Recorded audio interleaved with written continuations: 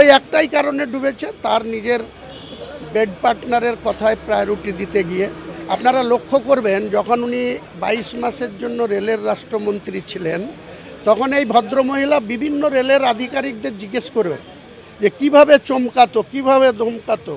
উনি রেলমন্ত্রী, উনি কোনো বার্তা দিচ্ছেন না, ওনার মিসেস রেলের বড় বড় আধিকারিকদের, রেলের ডিআরএম থেকে শুরু করে রেল বোর্ডের যারা সদস্য, তাদেরকে পর্যন্ত উনি পরিচালনা করার। অধীরবাবুর আর রাজনীতিতে কোনো ভবিষ্যৎ আছে বলে আমি মনে করি না, কারণ অধীরবাবুকে না ঘটকা না ঘাটকা বলে যে কথা আছে, এখন কংগ্রেস হাইকমান্ডও আর সেই জায়গায় কোনো গুরুত্ব দেবে না। রাজনৈতিক যে কোনো দলের নেতাদের পাবলিকের ইন্টারেস্টটা বেশি প্রায়োরিটি দিতে হয়, অর্থাৎ সাধারণ মানুষের সমর্থকের যারা ভোট দেয় তাদের ভালো মন্দর দিকে বেশি ধ্যান দিতে হয়। কিন্তু অধীরদা 1999 সাল থেকে পরপর 3 বার 2014 সাল পর্যন্ত সেই রকমভাবেই পলিটিক্সটা করতেন এবং এমপি হিসাবে সেই দায়বদ্ধতা বহরমপুর লোকসভার মানুষ এবং বহরমপুর গোটা জেলার মানুষের প্রতিনিধিত্ব করতেন বা রাজনৈতিকভাবে তাদের নিয়ে চলাফেরা করতেন। কিন্তু 14 পর থেকে 14 থেকে 19 আর 19 থেকে 24 কাল হলো উনি লোকসভার নেতা হতে গেলেন, বহরমপুরকে প্রায় ভুলেই যেতে বসলেন।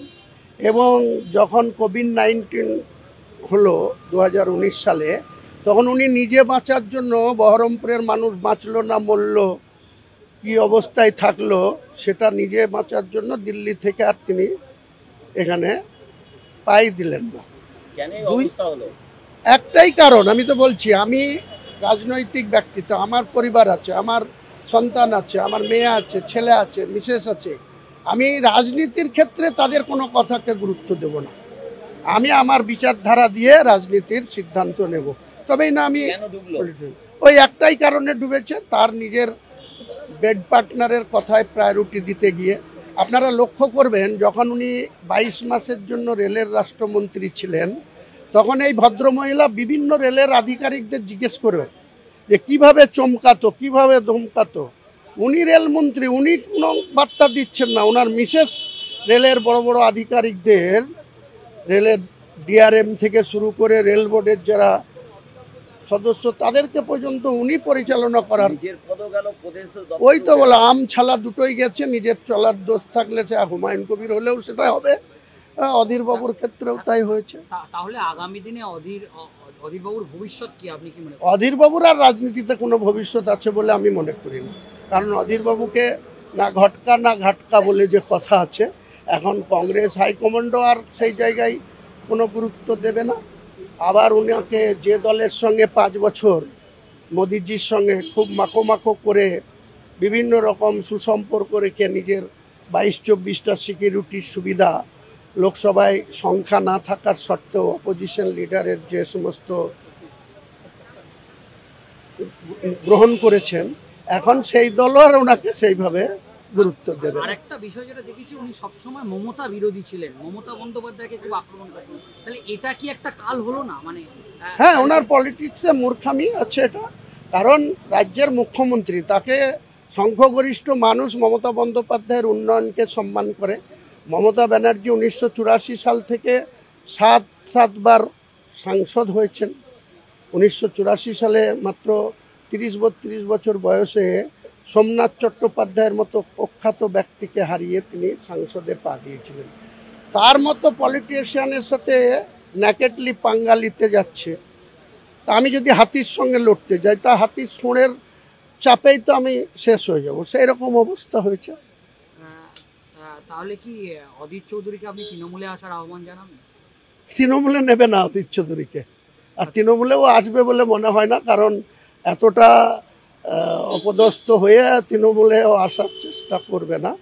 আর তৃণমূল নেতৃত্ব এর মতো, মানে ওই বাড়ির লোকের কথা শুনে দল চালানো, 10 বছরে কংগ্রেসটাকেই ক্ষয়িষ্ণু থেকে ক্ষয়িষ্ণু জিরোতে এনে দিয়েছে। আবার এই জিরো লোককে ডুবন্ত জাহাজকে নিয়ে কোনো ভাগীরথী পার হওয়া যাবে না, পদ্মা তো দূরের কথা। রাজনৈতিক যে কোনো দলের নেতাদের পাবলিকের ইন্টারেস্টটা বেশি প্রায়োরিটি দিতে হয়, অর্থাৎ সাধারণ মানুষের সমর্থকের যারা ভোট দেয় তাদের ভালো মন্দর দিকে বেশি ধ্যান দিতে হয়।